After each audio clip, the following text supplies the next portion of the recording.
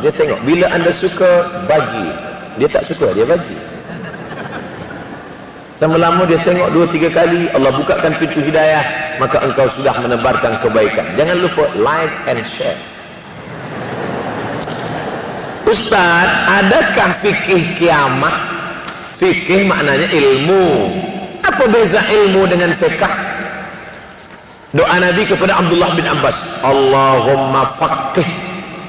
Allah tak kata, Nabi tak kata Allahumma allimhu, tak. Allahumma faqihhu fid din. Falaula nafara min kulli firqatin minhum ta'ifatun liyatafaqahu fid din. Jangan semuanya pergi perang. Jangan semuanya pergi perang Uhud, perang Badar, perang Khandaq, perang jangan Hunain. Jangan semua pergi perang. Falaula nafara min kulli firqatin minhum ta'ifah. Adalah agak 2-3 orang liyatafaqahu. Ini asal muasal dari kata fiqh. Fikih, faqah, mendalami agama. Maka dulu kita tahu fikih salat, fikih zakat, fikih puasa, fikih siam, fikih haji. Sekarang ada fikih musika wal aghani. Cari search di Google, fikih musika wal aghani, fikih music. Maknanya hukum hakam yang terkait dengan fikih. Begitu juga dengan ini, fikih kiamah yang terkait tentang hari kiamat. Apa itu tanda-tanda alamatul kiamah al-kubra, apa itu tanda-tanda alamatul kiamah as-sughra, bagaimana dengan dajjal, bagaimana. Sudah banyak yang mengkaji tentang masalah itu. Di antaranya adalah Ustaz, kalau di Indonesia Ustaz Ihsan Tanjung, ada pula Ustaz Zulkifli Muhammad Ali, ada pula masyayikh kita, tinggal kita tulis saja Ustaz Hari Kiamat.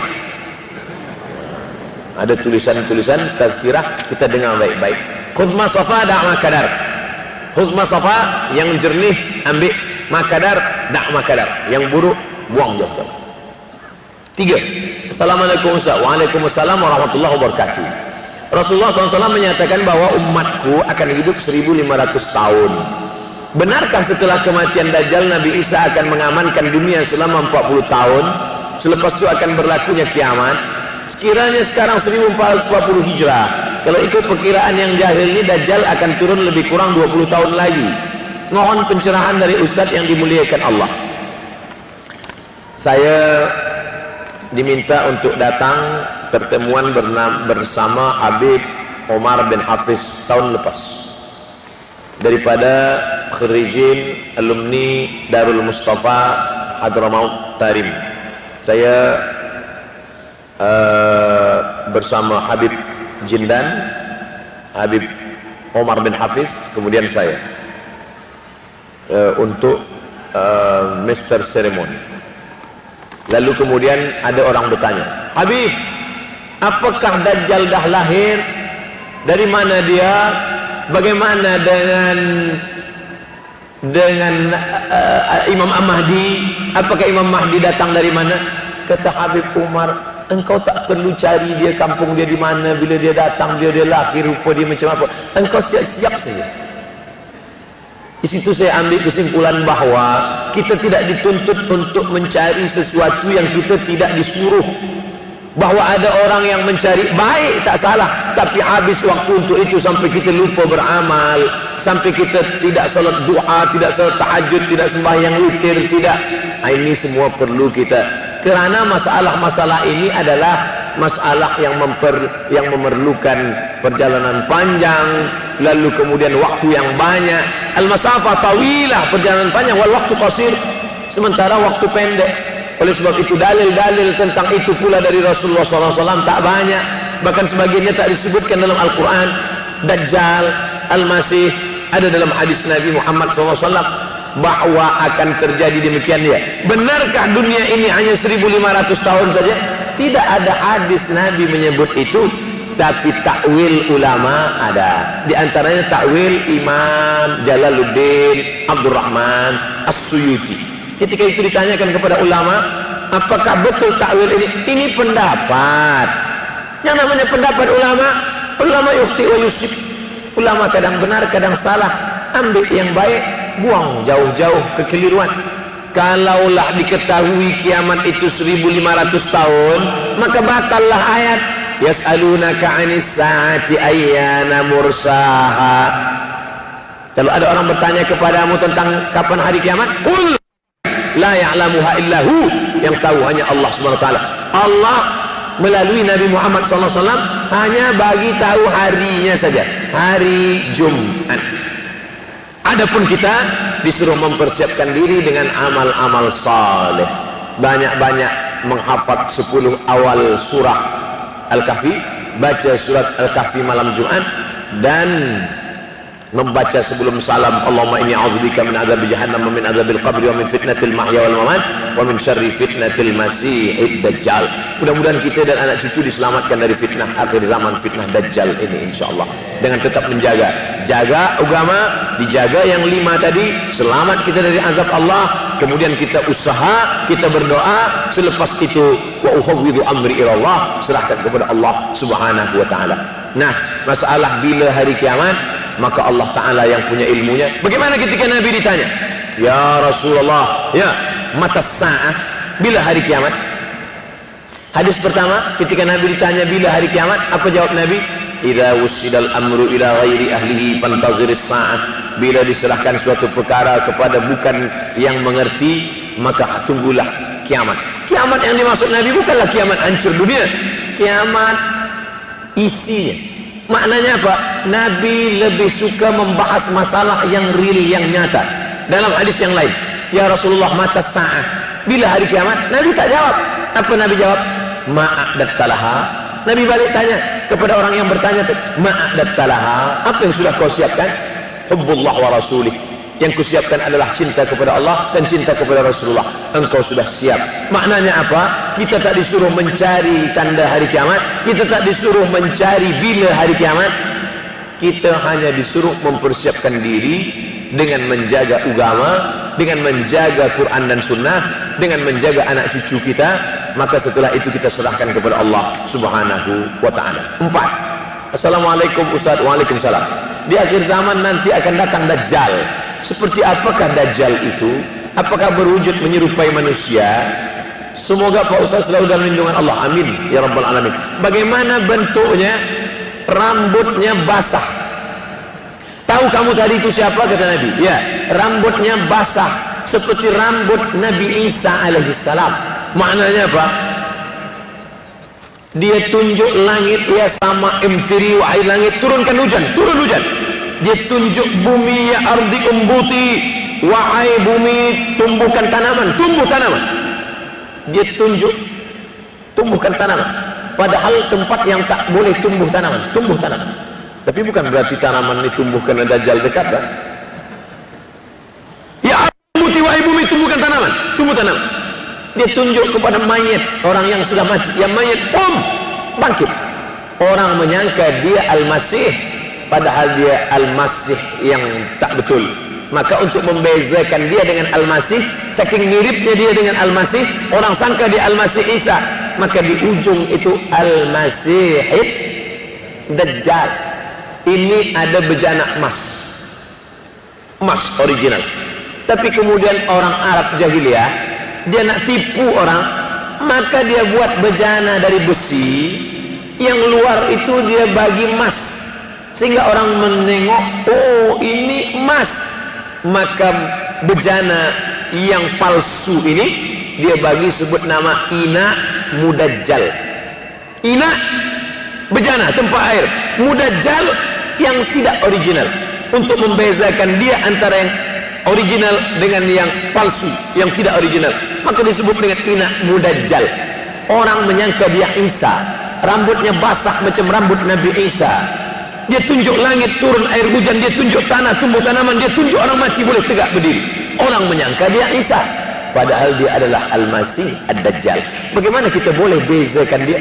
Jangankan Dajjal datang, yang 10 level di bawah Dajjal pun orang sangka banyak pengikut-pengikut. Makanya ulama tasawuf mengajarkan, idza ra'aitar rajul, bila kau tengok ada seorang lelaki, yatiru 'alal hawa, terbang di atas awan, yamshi 'alal ma, berjalan di atas air, bila kau tengok ada orang boleh berjalan di atas air, terbang di atas awan, la ta'tar, jangan tertipu, tapi pandanglah bagaimana istiqomah dia. Mana tahu kita diuji di bumi Melayu akan datang orang yang disangka ulama, yang boleh mendatangkan emas, yang boleh mendatangkan makanan, yang boleh mengeluarkan air. La ta'tar, jangan tertipu, tapi pandanglah bagaimana istiqomah dia dalam solat berjamaah. Dalam kitab Saraj At-Tusi yang ditulis oleh Imam At-Tusi, nama kitab Al-Lumah. Lumah artinya kilauan cahaya. Di situ disebutkan ada seorang lelaki mengajak murid-muridnya untuk menjumpai wali Allah. Murid-murid, ayo kita jumpa wali Allah. Di mana Tuan Guru? Di masjid. Mereka pun berjumpa dengan yang disangkakan wali Allah yang sedang mengangguk berzikir. Masa selepas berzikir dia pun meludah dalam masjid. Maaf. Apa kata Tuan Guru? Mari kita tinggalkan dia. Dia bukan wali Allah. Mengapa Tuan Guru begitu cepatnya berkata dia bukan wali Allah? Karena aku tengok dia melanggar syariat.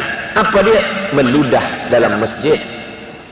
Maka yang menjadi timbangan standar utama adalah syariah. As-syari'atu bila haqiqatin atilah, wal haqiqatu bila syari'atin batilah. Bila ada orang mengaku hakikat, aku dah sampai pada maqam ma'rifat, tapi meninggalkan syariat, maka ketahuilah itu batil. Kerana Nabi Muhammad SAW tak pernah meninggalkan syariat, padahal dia adalah seorang Nabi. Maka ajarkanlah ini, bahwa mungkin belum datang Dajjal, yang 10 level di bawah Dajjal pun boleh menyesatkan manusia dengan ajaibul ajaib, ajib, sesuatu yang di luar pada akal sehat manusia. Dia boleh mendatangkan sesuatu, dia boleh berjalan di atas air, dia boleh terbang di atas awan. La ta'tar, jangan tertipu, tapi pandanglah bagaimana istiqomahnya dalam menjalankan sholat berjamaah, dalam amar ma'ruf nahi mungkar, dalam memegang syariat Allah Subhanahu wa ta'ala. Saya ada terbaca satu artikel berkenaan dengan berkaitan kemunculan Dajjal, yaitu sebuah istana yang diberi nama Kingdom of Palace yang terletak di Jabal Habsyi di Madinah Al-Munawwarah, bahwa akan datang Dajjal. Lalu kemudian ada istana di atas bukit garam. Iya, apakah itu istananya? Maka bezakan antara teks dengan interpretation terhadap teks. Bezakan antara nas dengan tafsir terhadap nas. Bahwa akan berdiri gedung-gedung tinggi di akhir zaman, ya, bahwa ada orang yang menginterpretasikan, menafsirkan gedung tinggi itu adalah istana ini, maka itu perlu kepada dalil.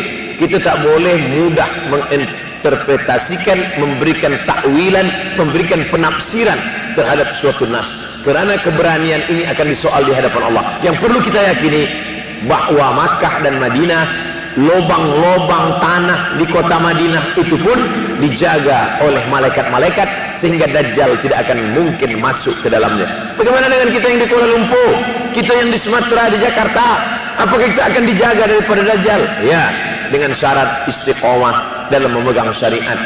Man ahya sunnati, siapa yang tetap menghidupkan sunnahku, maka dia akan dijaga pada saat hari dunia tak lagi terpelihara. Maka kita jaga keluarga, kita jaga negara, kita jaga masyarakat dengan melaksanakan sunnah, tetap mengikut para ulama, tetap berpegang pada Ahlus Sunnah wal Jamaah. Maka Allah akan selamatkan umat ini daripada malapetaka besar yang lebih dahsyat daripada tsunami, yaitu malapetaka Dajjal dan fitnah akhir zaman, insyaallah. Amin. Semasa di bangku sekolah, ustazah ada menyatakan tanda kecil hari kiamat apabila agama diniagakan, dijual belikan. Tolong ustaz beri penjelasan. Yashtaruna bi ayatillah, memperjualbelikan ayat-ayat agama Allah, samanan qalila, dengan harga yang rendah. Kenapa orang yang menjual agama, ajaran, pendapat dengan dunia ini disebut dengan harga yang rendah, padahal dia mahal, padahal dia beribu berjuta ringgit? Kenapa disebut dia rendah? Kerana dibandingkan dengan akhirat. Duduklah engkau di tepi sungai, celupkan ujung jarimu ke dalam lautan, lalu kemudian angkat, falyanzur bima yarji, pandang baik-baik. celupkan ujung jarimu ke dalam lautan, tarik ke atas, jangan takut air ini nanti saya minum.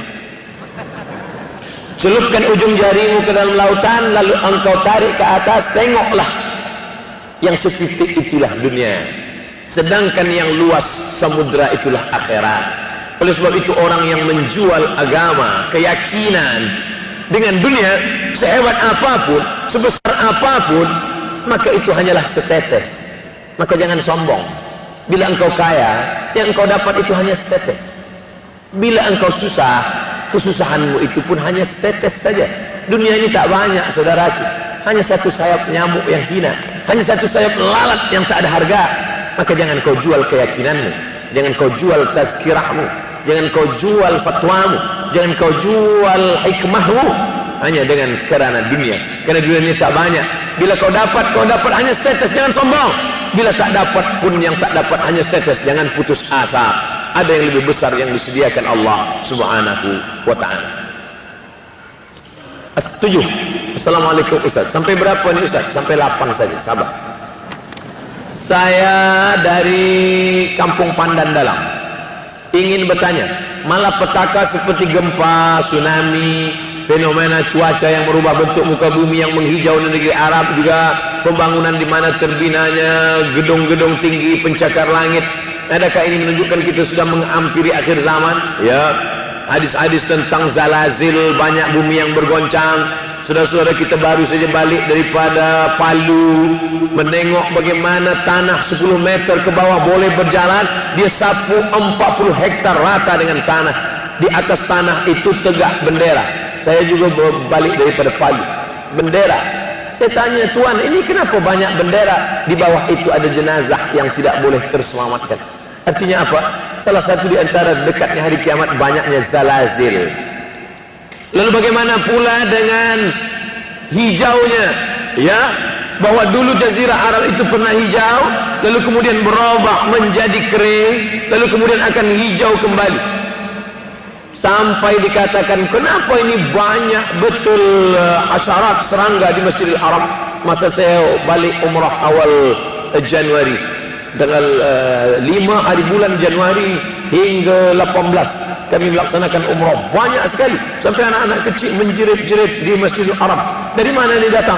Dari tanam-tanaman yang tumbuh, bukit-bukit dari perjalanan Makkah Madinah menghijau. Kenapa ini hijau? Tak pernah selama hidup ini tampak hijau. Kerana hujan datang, lalu kemudian tumbuh lumut, tumbuh rumput-rumput hijau, datanglah serangga-serangga, hasyarat, datanglah itu bermacam-macam bentuk, lalu dihembus angin kencang sampai ke Masjidil Haram. Anak-anak kecil pun menjerit. Bahwa itu ada disebutkan dalam hadis. Ya, sudah dekatkah kita dengan kiamat itu? Tanda-tanda datang. Kenapa Ustaz tak bahaskan? Padahal tajuk kita peringatan akhir zaman.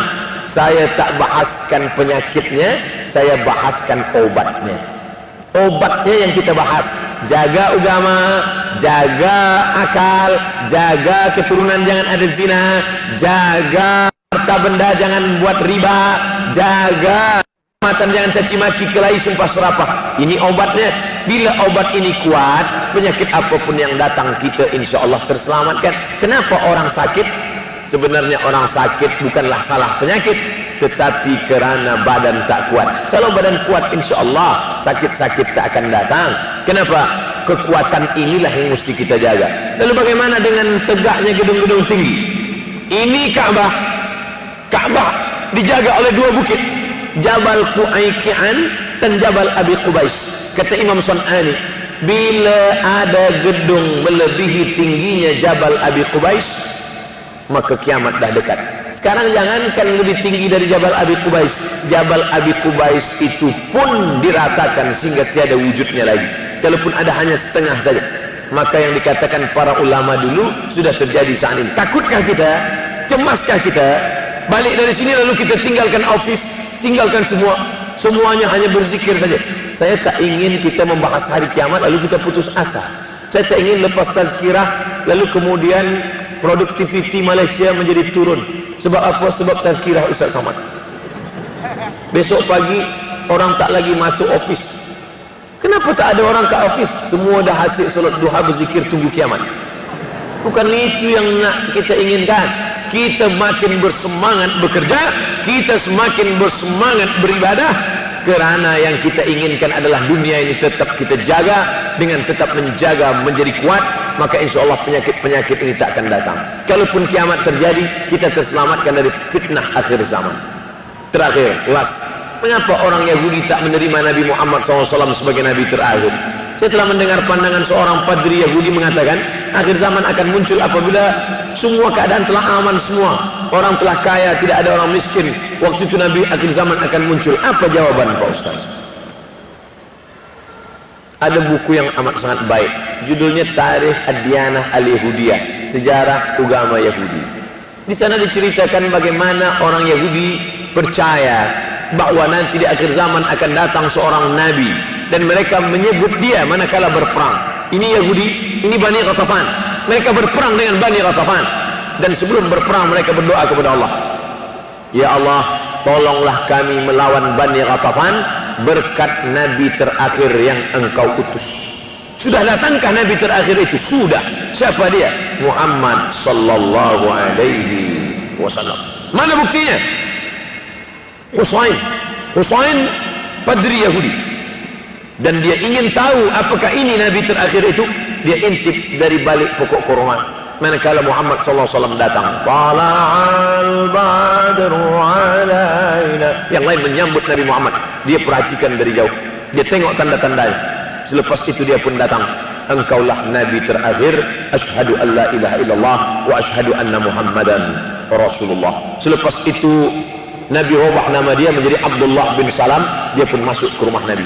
Tak lama selepas itu datang orang Yahudi ramai-ramai.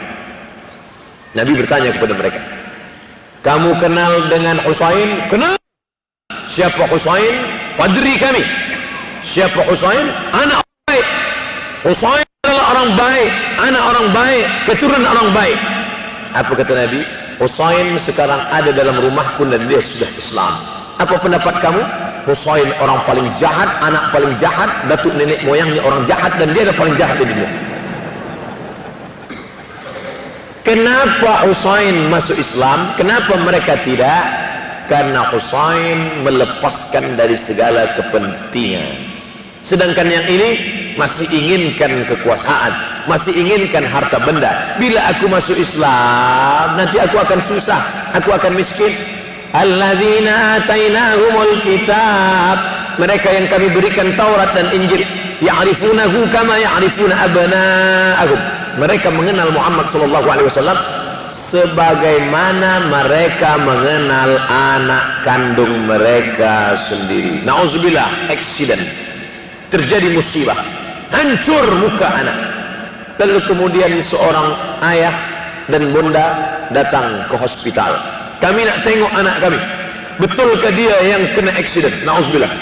Belum buka wajahnya dah tahu ini anak kami. Dari mana? Dari jari kakinya. Buka jari kaki, iya, ini memang anak saya. Dari mana puan tahu? Dari mana tuan tahu? Ini kaki anak kami.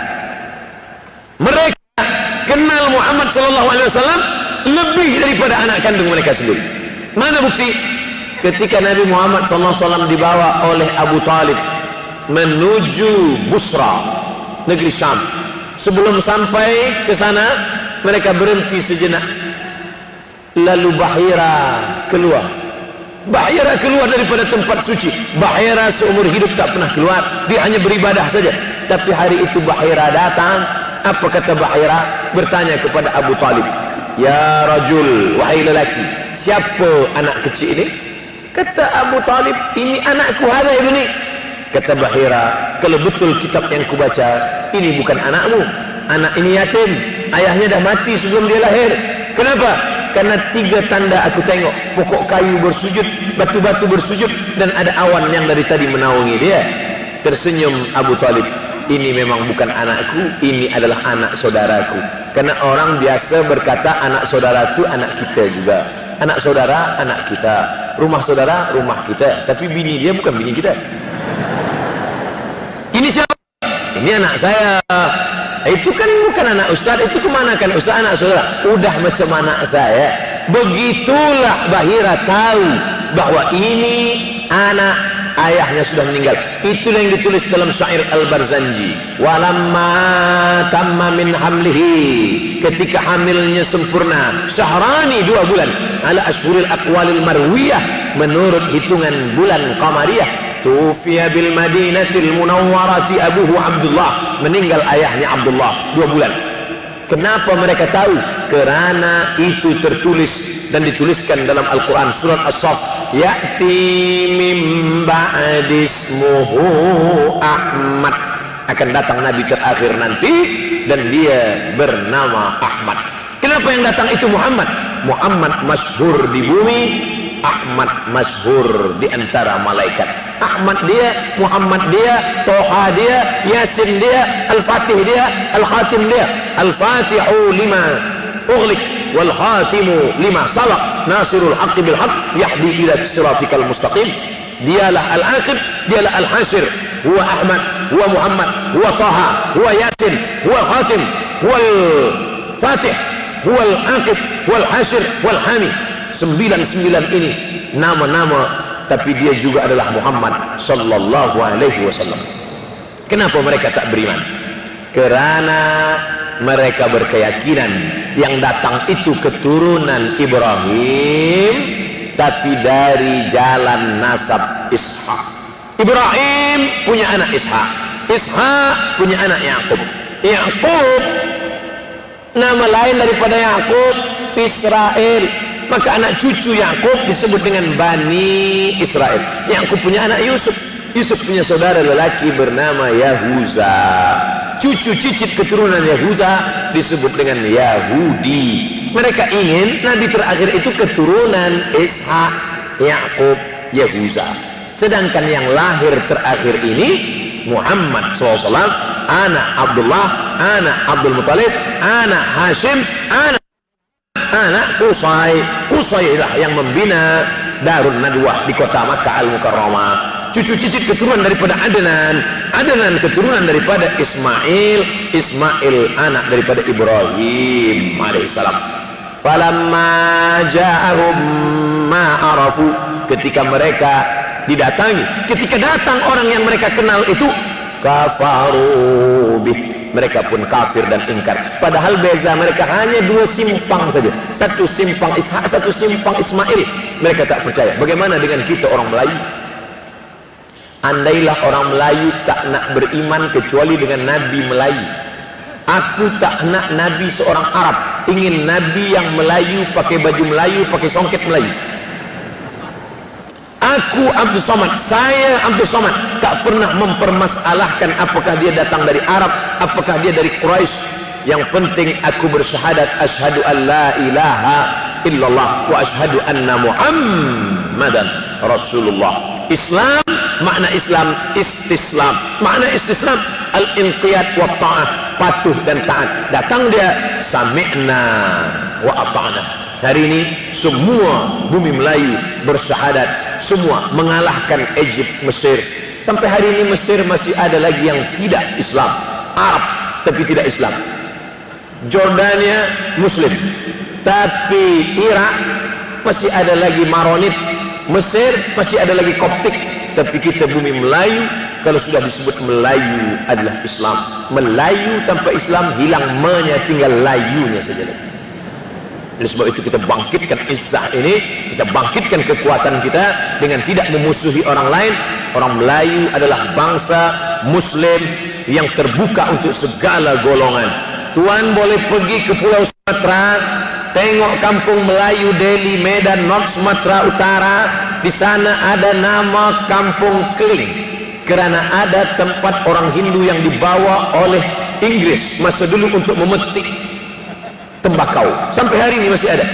Di sana pula ada kampung nama Pecinan, tempatnya orang saudara kita daripada Chinese, Tionghoa, masih ada tegak berdiri. Orang Melayu Muslim adalah orang yang menebarkan kedamaian. Wa ma arsalnaka illa rahmatan lil alamin. Terbuka, kita tak pernah memusuhi orang lain. Kamu nak beramal, sila beramal. Wala ana abidun ma'abadtum wala antum abidun ma'abud lakum dinukum waliyadin. Kita seperti lebah. Bagaimana lebah? lebah itu tak pernah makan yang tak baik. Yang dimakan lebah itu hanya manis dari bunga-bunga. Sampai hari ini belum ada lebah guna dadah. Dua, yang keluar daripada lebah pula elok-elok saja, yaitu madu lebah. Kenapa saya minum madu penyakit gula diabetes saya? Yang salah bukan lebah, tukang jual lebah campur gula. Yang ketiga, bahwa lebah hinggap di ranting, tak ada ranting patah. Sampai hari ini lebah hanya membuat sarang di kayu tualang yang besar, tak ada lebah patahkan ranting. Lebah tahu ini sesuai, ini tak sesuai. Yang keempat, lebah jangan diganggu. Orang Islam jangan diganggu. Bila engkau ganggu sarang lebah, dia akan kejar engkau. Masuk pun engkau ke sungai, dia akan tunggu. Bila kau tak bernafas, engkau tarik nafas, di situ dia guna. Kepala engkau akan bengkak. Hati-hati dengan lebah. Dan lebah ada senjata satu saja. Di ekor lebah ada satu senjata. Lebah tahu, bila aku dah guna ini aku akan mati. Sengatan lebah diguna sekali seumur hidup. Dan kalau dia sudah pakai, orang akan kena, dia pun akan mati. Bagi lebah, lebih baik berputih tulang daripada berputih mata. Ini tak betul juga, sebab lebah tak bertulang. Bagi lebah, lebih baik mati, tapi mati syahid, iskariman au mut syahidan. Oleh sebab itu berhati-hati. Masalul mu'minin kamasalin nahli, perumpamaan orang-orang beriman seperti lebah. Lebah, kita gunakan filosofi ini dalam kehidupan kita. Mudah-mudahan kita selamat di awal zaman, selamat pula di akhir zaman, insyaallah. Amin ya rabbal alamin. Ala hadhihi niyyah wa kulli niyatin salihah. Alfa